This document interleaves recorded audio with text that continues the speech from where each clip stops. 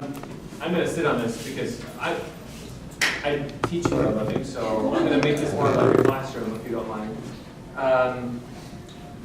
So maybe I'll just start off with a story. In fact, I think I have a picture illustrating the story. There we go. I think you all probably know what a table leaf is. It goes right here in the middle.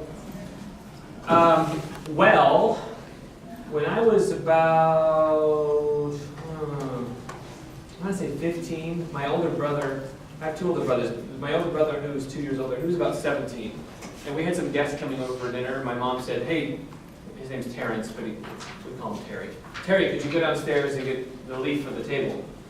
And he disappeared. Like 15 minutes later, my mom's going, Terry, where's the leaf for the table? He came back up and he said, I don't know if it's down there. It's down there. It's in this particular room in this spot, in storage somewhere. So he goes back down. 10 minutes later, goes like, Terry, where is the leaf of it? He comes up with a thing of potpourri because a lot of potpourri have leaves in them. Yeah, you can tell. I can tell my mom, even though she's a patient woman, she was very frustrated because the guests were starting to come and the table wasn't set. So it's been said there's no such thing as frustration without unmet expectation. Meaning, if you're frustrated with something, that means you were expecting something and it didn't happen. It was that expectation was not met. My mom's expectation was not met. The problem there was a miscommunication. My mom was describing one thing, my brother was assuming another. Now you can see metaphorically how we have this problem in our society today. We're trying to understand sex, intimacy, and pornography. If we don't use the right terms, if we don't have the right context, things won't make sense. And I would say just from the outset that children will understand, and adults too, won't understand the dangers and the, shall I say, the darkness of pornography if they haven't experienced and been taught and understand what true and healthy intimacy looks like. Because they'll have nothing to contrast it with. So it's hard to really appreciate, I was just talking about this on the way over with the people in our car. My students who are from California, I tease them and say, you guys don't really appreciate, because we live in Idaho where the winters are very long and summers are awesome, but the winters are long. So I tell my California students, you don't really appreciate good weather because you have it all the time.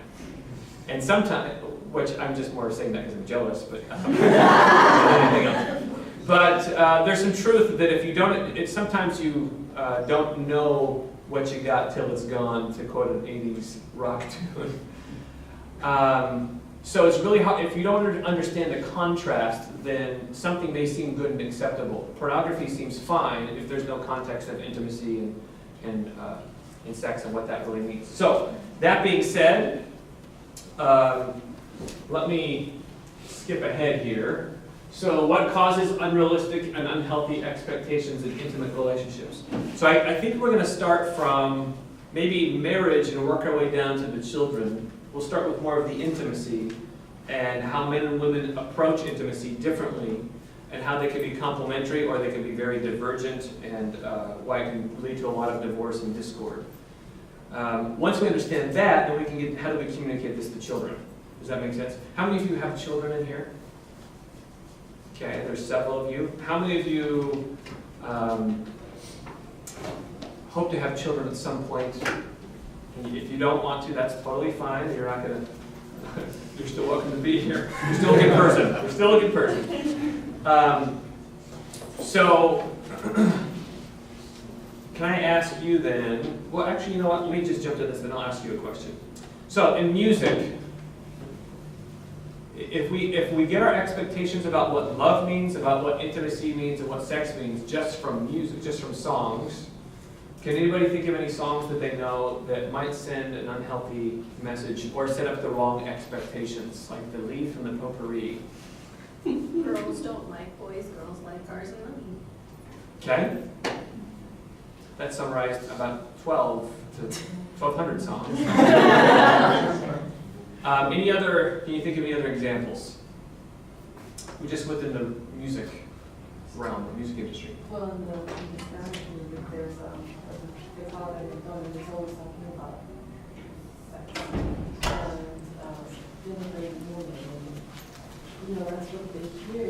That's what well, I see my friends on Facebook, they post it and they put, they put videos of the children dancing to this music, and it's like 2-year-olds, 3-year-olds, and it starts at a very, So when they describe sex in those songs, Yeah. it's not a loving sex, it's a denigrating, yeah. yeah.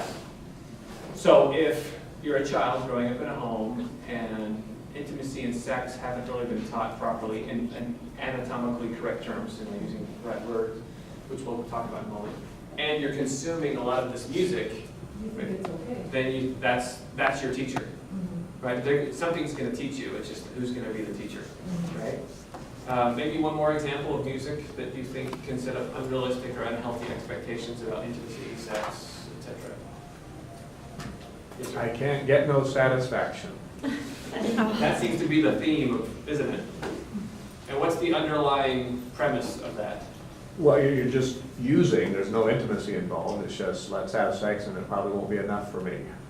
Yeah. You're And if it's not providing. sasatisfying, then I've got to move on. Right. This came out of the sexual revolution of the 60s and 70s. I've shown my age with that analogy. Mick Jagger, I know you. Actually, there's a man who flew next to Mick Jagger on a flight once, and he asked him, what is it that why do you do what you do? What's the purpose of your music? And he said, our music is calculated to drive the kids to sex. That's what he said. Now, of course, he doesn't put that in Rolling Stone. I don't know if he would come out and say that. Maybe he would now. But the motives here, I guess it's the blind leading the blind, to put it that way. So let me give you an example from, I actually like this song as far as the tune. It's a country song, but it can set up unhealthy expectations. Maybe lock the door, turn the lights down low, turn on the music, play soft and slow. Baby, we ain't got no place to go. I hope you understand. I've been thinking about this all day long. Never felt it quite this strong. Can't believe how much it turns me on just to be your man. Now, I don't think this is denigrating, but what if she has been stressed out all day? She has been thinking about it all day long. Just because you have doesn't mean she has been. Like I said, I also like to sing this song. I drive my wife crazy. Make on the door and turn the lights down. Turn on the music, play it soft and slow. He goes really low. I can't go that low. So to me, this is a more mild version of unhealthy expectations, where just because you've been thinking about it doesn't mean she does, and it's also not getting into is there going to be any emotional intimacy leading up to the physical intimacy? Is it void of emotional or spiritual intimacy or intellectual intimacy, which we'll talk about in a moment. Savage Garden, I want to stand with you in a mountain. I want to be with you in the sea. I want to live like this forever till the sky falls down on me. You're not going to be satisfied if that's not happening in your relationship. That's never happened to me. In fact, it doesn't really sound all that appealing. I don't want the sky falling down on me. I'll tell you what a more realistic song is. I want to go through the trenches with you, staying up all night with a child who's crying that won't sleep. And I want to argue with you about finances. And I want to, and then I want to come together after all that testing and trying and learn how to love and get along and get outside of myself. That's what a really realistic song should be. Then you have true emotional intimacy. So another thing that sets up unrealistic and unhealthy expectations is not understanding gender differences and especially neurological differences. So here's one definition of intimacy from some research. It says intimacy is the closeness of your relationship with your spouse, emotionally, spiritually, intellectually, sexually, and many other ways. Intimacy is not an end goal, but rather a journey that lasts throughout your marriage. As you both grow and develop, each of you changes. If you neglect intimacy in your marriage, you will grow apart. The time to work on intimacy is now. So, it may be semantics, but for my purposes, I define intimacy as a holistic approach to sex, where I view sex as one domain, it's physical. And that's fine, but it's not intimacy. It's just physical intimacy. Okay, so I define sex as physical intimacy. I define intimacy as several things. Let me show you what I mean. So if you want to understand the men's and women's brain and how they work, and especially when it comes to intimacy and their desire for physical intimacy and other types of intimacy, here's an old commercial about maybe two different types of brains. To demonstrate the unique construction construction of a Simmons Beauty Rest Pocket and Coil mattress, we're dropping the ball on the competition, that is. The leading competitor's mattress relies on late springs, so when your partner moves, you can get disturbed. But only Simmons has the Beauty Rest Pocket and Coil construction to help give you undisturbed sleep. No matter what's rolling around next to you, Beauty Rest by Simmons, the Do Not Disturb mattress. How much difference will you feel on a Beauty Rest? See for yourself at a Simmons retailer near you. Okay, as you can see, that's before internet, where they have 1-800 numbers. So if you like that bed, I don't think that number works. So the point of this is not so much the bed, is that if I were to summarize it really quickly, I'd say the male brain is the Simmons Beauty Rest mattress, where something can happen on one side or in the man's life and it doesn't affect the other. With the woman, she's more of the spring bed, where spring bed, where if something happens, it affects all the others. So I guess let me show you in a diagram. So this is more of like the male or the husband perspective. Typically, he's going to be more visually stimulated than his wife.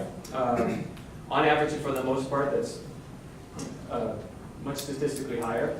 And so when a man is thinking about intimacy, he's usually thinking first in the physical domain. It doesn't mean he doesn't have the capacity for the others, but you can see out of all 4 of these domains, and I think there's more than 4, but I've just tried to simplify it for. As you can see, none of these domains are touching. It's like the Simmons Beauty Rest mattress. So if something happens here, he comes home from work, he's a jerk to the kids, and he doesn't help out with making dinner or cleaning up after dinner, and his wife wants to talk about things, but all he wants to do is see what the latest scores are, and then he shouldn't be too surprised when his wife doesn't want to be physically intimate later. But he is surprised because his domains don't touch. Wait, I don't have to be emotionally intimate. We can just be physically intimate. So that tends to be how the male brain works. Female brain is like this. More like the spring mattress. So they typically start, their entry point is more often, on average, and there's always exceptions to that, but on average, for the most part, their entry point is the emotional domain.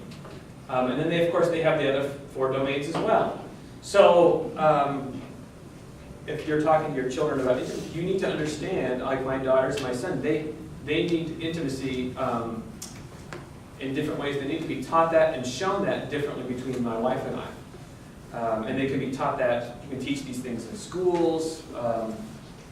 Anyhow, so these are all, if something happens here, now let's say she has no desire to be physically intimate if there's no connection. Now both extremes are wrong, but both extremes are right. How they get wrong is when both get entitled to say no, these things don't matter, the husband says this has nothing to do with the other thing, what's your problem? So he's wrong in demanding to have his perspective. She's wrong if she says everything has to be perfect. The children have to be going to bed with smiles and full tummies, and you have to be massaging my feet and talking to me about your feelings. To have the perfect scenario in the both extremes is not going to happen. And so I guess selflessness, again, is one of those things that has to come up to help define more of the, what I like to say, the true connection that happens here, where the two halves tend to come together as a whole. So this is, again, sexual domain is more the physical domain, but our children have to be demonstrated and they have to be taught all of these different things. Sharing feelings about a higher power, religious worship. Over here, there's hobbies that we do together. There's books that we read together. There's things we plan and budget together. Over here, with the men, unfortunately, they're not allowed to, in our society, they're not allowed to be hurt or sad, but they can be angry. And women can't be angry, but they can be hurt or sad. Anger is a secondary emotion. It's almost always coming from fear or hurt or something else. So, I have a hard time understanding, I guess children and adults have a hard time understanding sex if they don't understand all of this together and how they approach intimacy and sex differently. You're going to hear, so I think some music in some movies do demonstrate different aspects of this intimacy.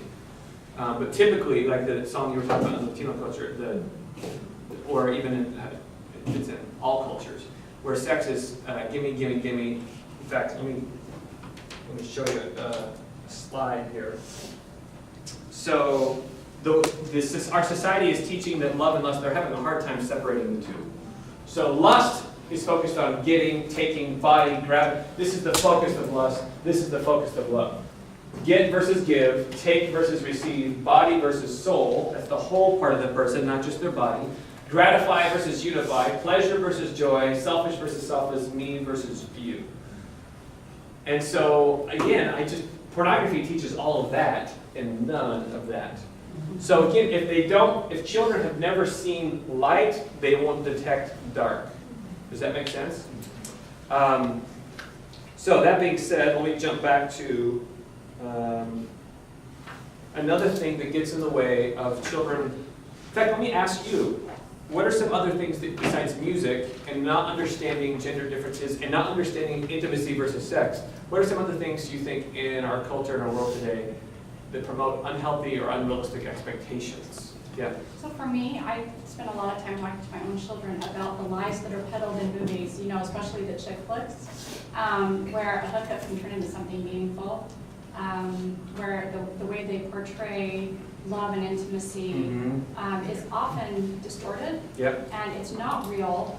I love the books, and I don't know if anybody else did, but who were the ones about the vampires? I forgot the names, but that's Twilight. Twilight, yes. I mean, they're good reads, but there are some real problems with the portrayal of relationships in there, and you would probably have to have a conversation about what's real and what's not, if they were going to read those books. So Yeah. I think that there's a lot in books and movies that. I agree. Twilight, I won't share everything I think about it, but I will say, and I haven't watched the movies, but I know enough to know that there was a female cult following for it.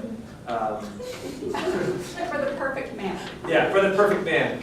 And I think that's a perfect example where moms and dads need to be the buffer between, kind of like I shared with the MTV teen moms and stuff, the buffer between what they're reading and what's reality. In some ways it can be emotional porn, stuff like that, rather than physical porn, you know what I mean? Yep. So, exploiting emotional feelings rather than sexual feelings. Any other examples of the set up unrealistic or unhealthy expectations about intimacy, sex, and not understanding that you can think of? Yeah. Social media, Instagram, Snapchat. How so? What their perfect lives look like. You don't see the ugly side of their life. Yeah. And so kids can think that their peers are more perfect than they are, and their lives are more perfect than they are, and A lot of that their it is, relationships are more perfect. a lot of than they are. anxiety, depression, and even body image issues come out Yes. of self-worth issues, all come out of that. In fact, I think I got a slide that shows that. So we are wired to connect, but we're disconnecting wirelessly. When I worked in DC for a semester at Catholic University, I love to talk to people on the metro, and I know I'm a weirdo because everybody else is like this. So I would interrupt whatever they were doing. Where nobody talks to each other, and if you feel disconnected, then it's really we're disconnecting intimacy because we don't want to have this emotional intimacy or the psychological intimacy. And so, well, now here's my emotional intimacy. I do this over here. We're really fragmenting it quite a bit. And it's no wonder that the movies pick up the pieces. Well, we want to do physical intimacy or sex. You do that here, and then this is here, and you can do all these different types of intimacy with different types of people, but you don't have to have a holistic view of it. So, yeah, social media is, with all the benefits that come with it, because I do think there's a lot of great things that come with it, it has a lot of danger. People really have a hard time getting connected within themselves, let alone with each other. They can't be mindful of what's happening, or what they're thinking, feeling, and deciding. So, did you have one? I was thinking, because we grew up on, with the strip and everything, a lot of, with my kids, it's talking about the difference between what they're seeing, because they're still young enough to where they can't process it. Yeah. And so they don't fully understand why maybe this image is slightly blurred, or this thing is this, and so talking to them and really understanding the difference between, because they're in the phase where love and lust are easily confused. Oh, Because yes. they're under 10, so they have they're still trying to figure out body and image and trying to figure out the difference between male and female, let alone trying to figure out the difference between what does it look like if mommy really loves me or if daddy really loves me versus, screaming and yelling. And so I feel like that just going through the airports and things like that where they see those different images and it's very confusing to them. Yeah. So there's two extremes with this. We can say, I'm going to expose my children to all this stuff and the worst things possible. I mean, even this is one that I touched on, but this is one of the worst offenders of conflating love and lust and fragmenting intimacy. So we can say we're going to let them watch porn, and then we will talk to them about it. That's the radical extreme that I would not advise. Other extreme is we're going to never talk about sex or intimacy and stick our heads in the sand. Kind of like these people here. And it's been said that President Obama once said, sticking your head in the sand might make you feel safer, but it's not going to protect you from the coming storm. Totally agree. And the storm of pornography is everywhere. So why not, as they see things, open the dialogue, like with Twilight? If you have to be, as a parent, deciding what am I going to allow into my home and what am I not going to, because you can't control everything. But what will I allow? And the stuff they do watch, if they're walking down the strip in Vegas, or if they're seeing, because Vegas is on our phones. It used to be that, I grew up several hours from here, but it used to be when you go to Vegas, they would say, my parents would say, okay, don't take any of the flyers, the pamphlets for people. But now the flyers and the pamphlets are 1,000 times worse, and they're on my phone, you know, if I'm not careful. So Vegas is everywhere, that part of Vegas, I should say.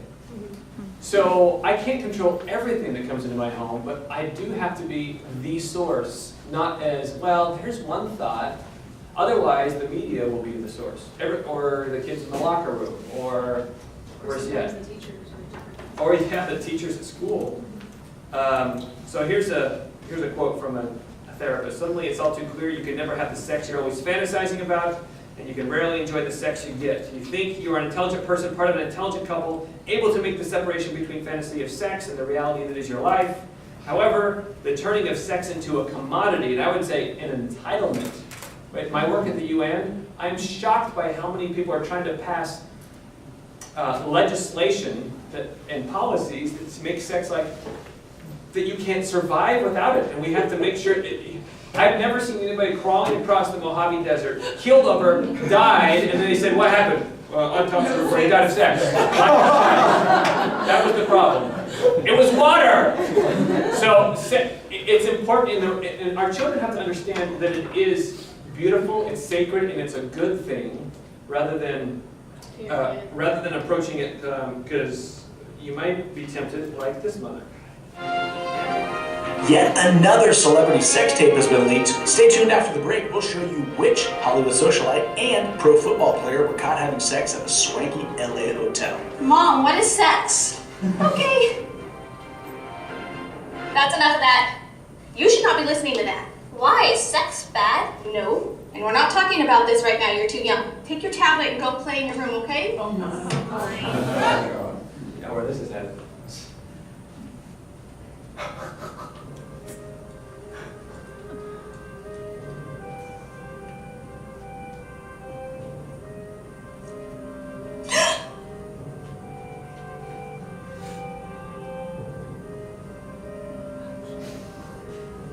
Great choice, ma'am.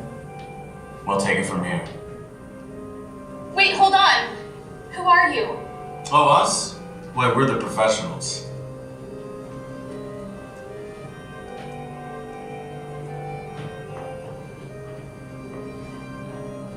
Hey, kiddo! Here you got some questions. Well, we're here to show you how it works.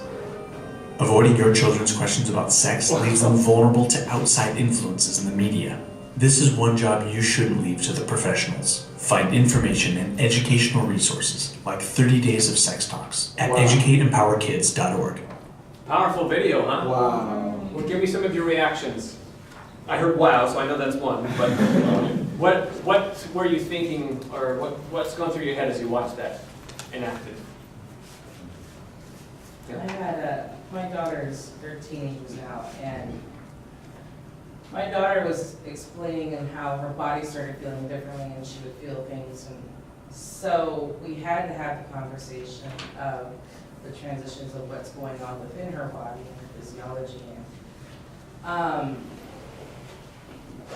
then she discovered self-pleasure in that process.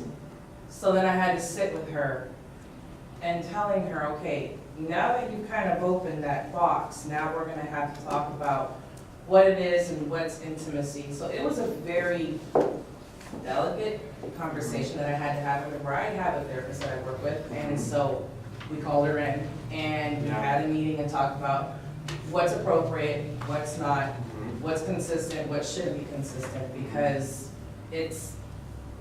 we're humans, natural species, that's part of the pleasure zones of things that happens. Yeah. But, it was a matter of kind of explaining it to her in a sense, it's not bad. It's not something, and at the time she was 14. So it was something that we had to kind of navigate through, and it took like a full hour process to kind of go through it. And, if you're going to do this, in the privacy of your own room, and just, it was a little difficult. And it is hard to navigate, isn't it? It was very difficult. And so that you bring up another important issue, and that is one of the things that sets up unhealthy and unrealistic expectations, like with the table leaf, the potpourri, is that parents want to talk to their children. And you did a great job coming in and talking with her and getting an expert in there. But one of the things that we all struggle with as parents is just not having good information to be able to educate them. That's why I serve on the board for Educate and Empower Kids, and I have some of those same books here. They're developmentally appropriate. They're 30 days of sex talks, and I firmly believe it shouldn't be the talk. It should be the dialogue. It should be something you talk about. One time we were sitting at dinner, and my wife was wearing a Porn Kills Love t-shirt from Fight the New Drug. And, I worked with quite a bit, good friends with their founder. And my daughter was about 9 or 8 at the time. She just blurts out, "What's porn?" And I thought, okay, I guess we haven't talked to her about that in depth. And it's funny because Fight the New Drug made this video that says parents don't talk. When was the last time you had a discussion about porn at the dinner table? So I actually talked to the founder, my family does. We're weirdos, my time. But it was because of your t-shirt. But it can be hard to talk about these. If we never got that growing up, then we don't have a playbook to go off of. So I'm not saying you have to use this organization, because I'm not getting any kickback for this at all.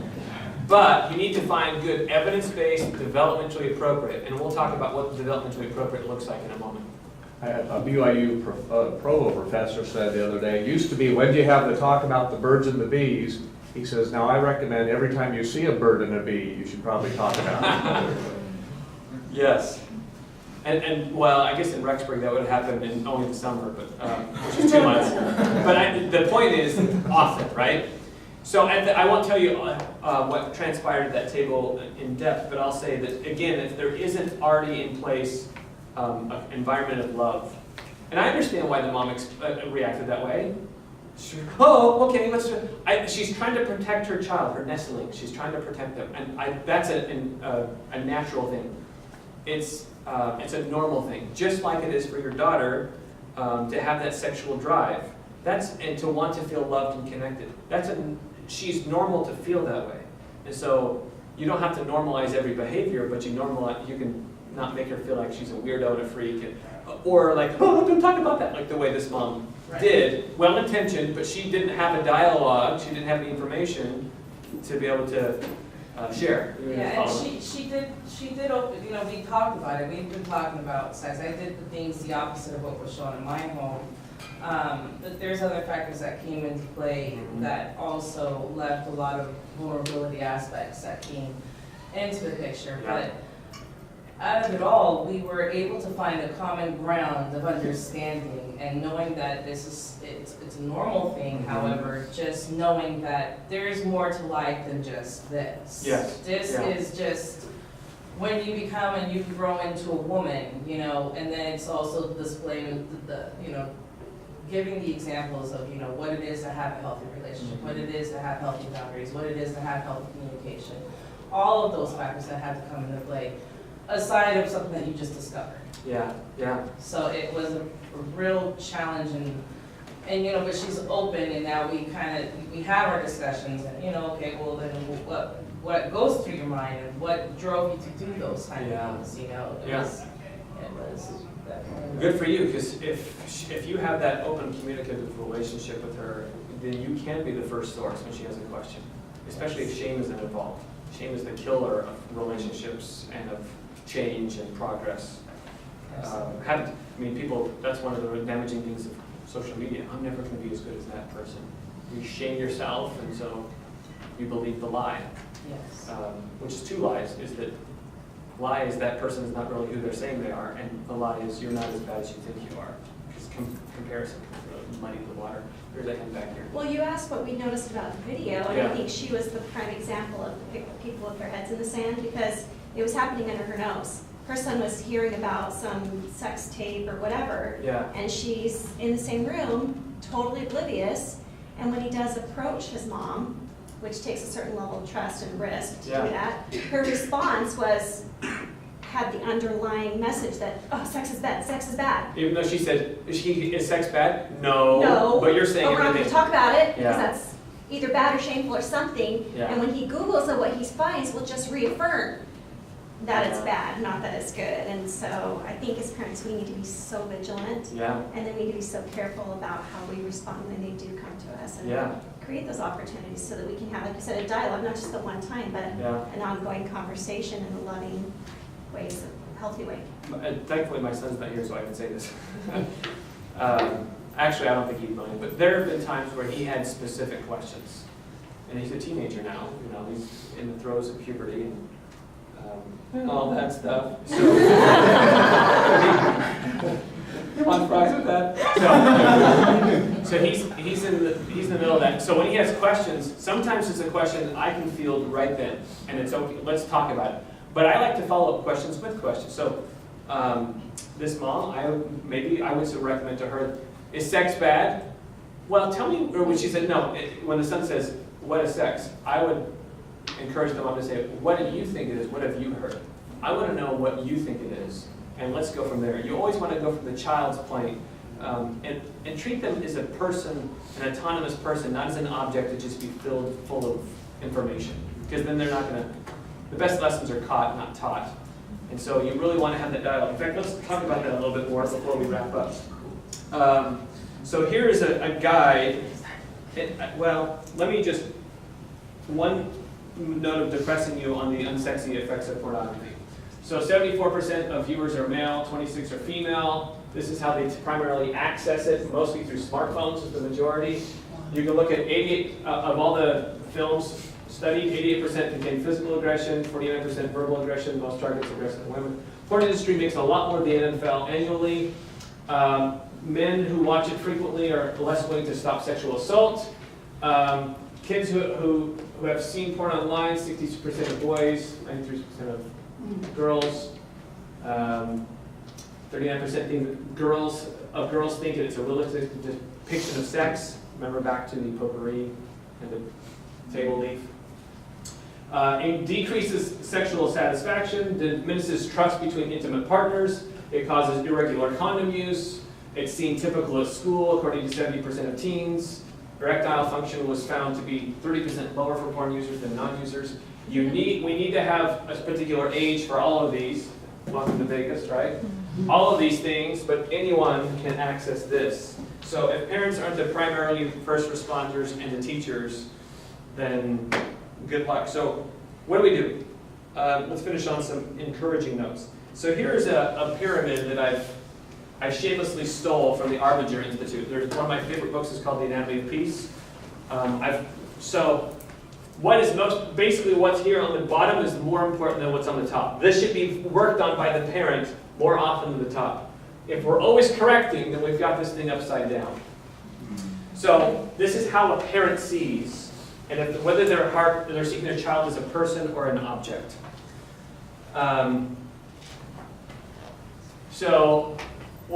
me just run through this really quickly. If my child tells me that they've seen pornography, and I immediately are saying, that means I'm a bad parent, I'm not thinking about my child, I'm thinking about me. My heart is focused on me. It's at war with myself or somebody else.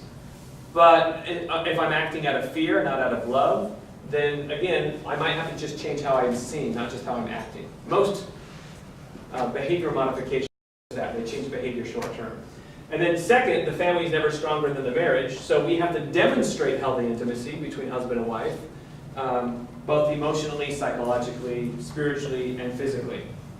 In fact, is it Carter that always says kiss on the lips? Yeah, my son always he's a teenager, kiss on the lips. I'm like, well, how's a teenager? That gross me out. What's the matter with you? So I take advantage of the request. So parent-child relationship. If you're having if your child is not listening to your teaching, maybe you need to work on listening and learning. So maybe we'll start from the top and go down. If I find that I'm spending all my time correcting, then maybe it's because I'm not a very good teacher.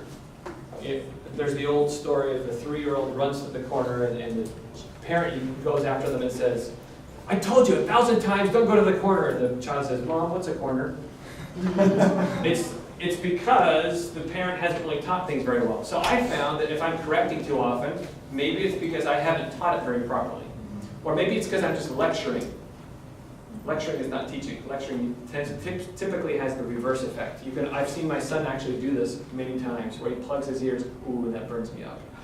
But I should listen and learn from his ear plugging and go, I'm learning and discerning that I'm talking too much.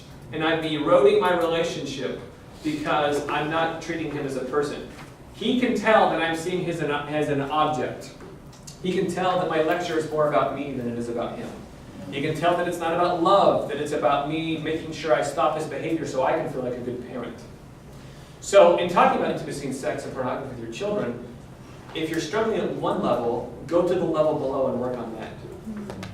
And ultimately, all my time and effort should be focused on the bottom levels of this pyramid. So I need to be an authentic parent. I need to admit when I'm wrong. I need to always be asking myself, what does my child think? How are they processing this? If I'm not willing to listen and learn from my children, maybe it's because I think I'm just the boss, and so I don't have anything else to learn. So my pride is getting in the way. I need to go back to the heart. If my wife and I aren't very united in the way we are approaching talking to our children about sex, intimacy, pornography, then maybe my wife and I need to focus on our own emotional intimacy and share with each other here's what I'm struggling with this with Molly. She's our oldest daughter. Molly is doing blah, blah, blah, blah. And the husband and wife can discuss about these things. What material should we share with them? How often? Maybe you could go on a daddy-daughter date. Maybe you could go on a mother's son date or something like that. Maybe we should ask, or maybe we should have a family council or something like that and come together. And how often do you guys want to? Does anybody have any questions about these things? But the problem is, if you go into depth on sex there, then it's not developmentally appropriate because my 8-year-old won't want to hear my 15-year-old answers because she won't understand them. Putting the cart before the horse. I don't know. So let's put this in a different way here. Here are just some examples or applications of maybe these different. So I need to be authentic, trustworthy, loving, and soft-hearted. Again, I see my child as a person who has their own hopes, dreams, needs, fears, and joys and sorrows that are as legitimate as my own. And I can tell when my heart is hardened and that is going wrong. There needs to be mutual love and respect between husband and wife. Affection is non-sexual touch. And hugging and appropriate and kissing in front of your children is totally fine. One-on-one interviews I find to be a great thing. I wouldn't call it, sometimes we use the word interview in our home, but if that sounds too formal, then just make it a one-on-one time. You can capture moments all the time. You can drive in the car somewhere. So I was driving one day and I asked my son, when's the last time you saw some nasty stuff online? And because we have this open conversation and because we've talked about it before, he'll go, oh, I was playing this video game once and this thing popped up. And I said, how did you feel? What did it do to you? Because I don't want him to think he can't share his feelings and how he processed it. Because then he has to drag those things down. Oh, it scared me, but it made me curious. And I said, and then I can say, as a man, I know how that feels. When I was your age, and even as a young adult, I get exposed to things all the time. That's normal to have those feelings. What did you do about it? Well, I quickly sorry, I've been crying all day today. I quickly shut it down because I don't want to have anything to do with that. Shame on me. for the times that I've been overly suspicious because I've been acting out of fear and because I didn't trust him. That doesn't mean you should give your child a loaded gun.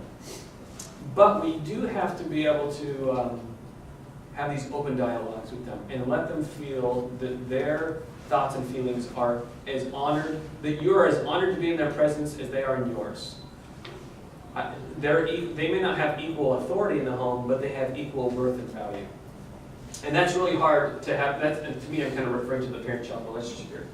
So, listening and learning, you talk to them about their hopes, dreams, fears, experiences. I think you demonstrate emotional intimacy by saying, what is it that happened, not just what happened at school, how did that make you feel? What did you think about that? What did you do back? And all those things. To me, you're demonstrating emotional intimacy. You don't have to go, okay, right now we're going to talk about emotional intimacy. You ready? You don't have to be that regimented with it. Then the things you teach are things that are anatomically correct words. You talk to them about intimacy, what we talked about at the beginning of our discussion today. What body images, pornography, gender, and I'll show you what the RAM model is here in just a moment. And when you correct out of love, not fear. Not from retribution or hurt. A lot of times, parents are tempted, and I've done a lot of parenting workshops with parents, and I understand why they feel this way because I'm a parent. But when I feel like I have to be like, that's it, I always have to check myself. I always say, check yourself before you wreck yourself. Check yourself before you wreck your kids, too. Check your heart to make sure that you're doing this out of love and not out of because, how could you defy me? How many times have I told you? Then now it's more about you as a parent. It's not about the child. It's not about teaching. It's about almost getting even in a way. And you have to be careful with that. So what sort of things, how can we do this? So when you're talking with your children about sexuality and pornography, you can enter at any point here. Love is always going to be central because how could you talk about intimacy devoid of love? That's quite ironic. So you want to be the source. You saw that in the video that we watched where the mom wasn't the source and the porn industry came into the home and says, we'll take it from here. Focus on intimacy, not just sex. Make sure they understand sex is part of intimacy, but it is not just intimacy by itself, just the physical domain.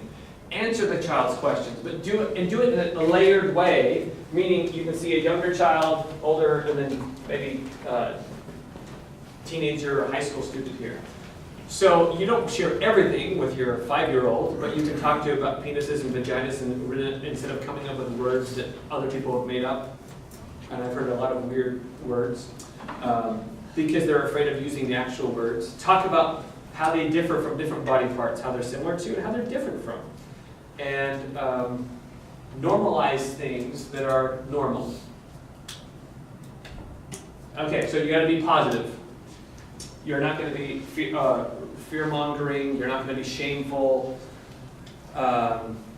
You just have it open. And then designate a safe zone. If you have to have specific conversations with one child, make sure you go to a place that you can the two of you can talk.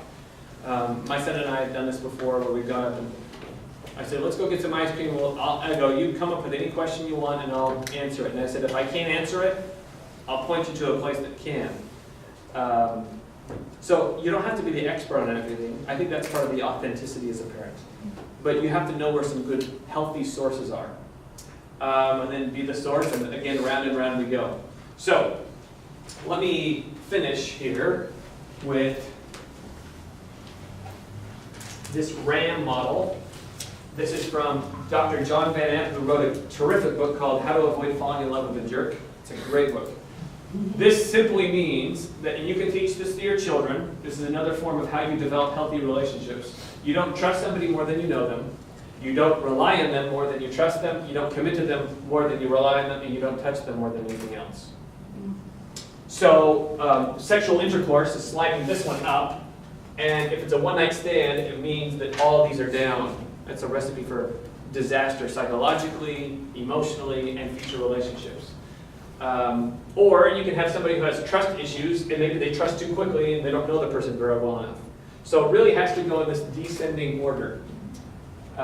So before we finish off, does anybody have any thoughts or questions that you've been thinking about that I can pretend to answer before we're done? Yeah. I recently was at a presentation where the speaker said that with his kids, they have a thing in their families called the no trouble bubble. And they just have an understanding that you can say, hey, Dad, can we go to the no trouble bubble? And at that point, you can ask or confess anything. Yeah. And just know that they're not gonna get in trouble for asking or telling or confessing or whatever. Yeah, because there's that fear of punishment all the time. Research shows it's an incentive for kids to lie and to skirt around it, and they'll just become more devious in their Yeah, in I their thought that was circumvention. cool. Yeah, trouble bubble. No trouble bubble. No trouble. Yeah, no trouble bubble. Yeah. Trouble bubble. What did you see online? You're in the trouble bubble. I don't want to hear that again. That's just going to drive him further or her further into it.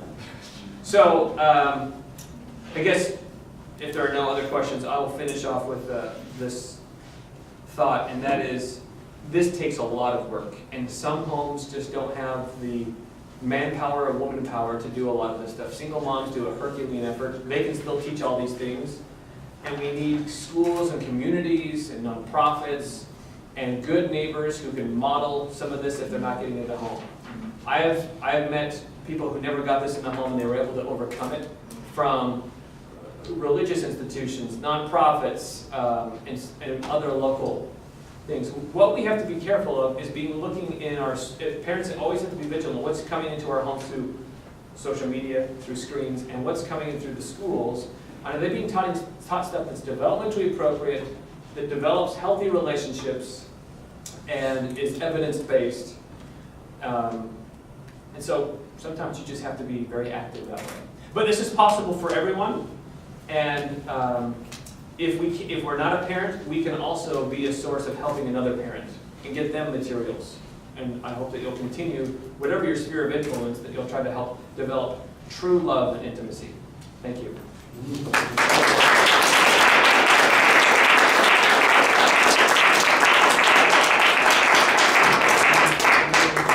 So if you have any questions, I think again you could talk to them individually as well. So right